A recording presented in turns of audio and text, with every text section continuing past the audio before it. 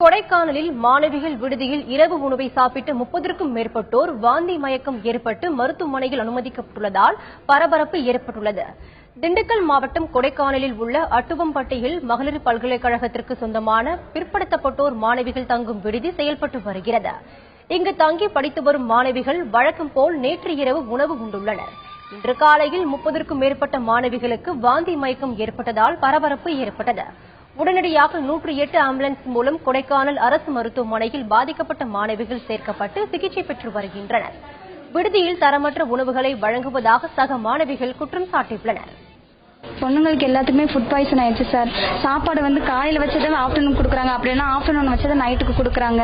அப்படின்னா சாப்பாடு வேகாம அப்படியே அரிசியா இருக்கு. போய் கேட்டால் இப்படி தான் ஆக்கி போடுவோம் அப்படின்னு சொல்றாங்க சார். அதனால தான் ஃபுட் பாய்சன் ஆயிடுச்சு.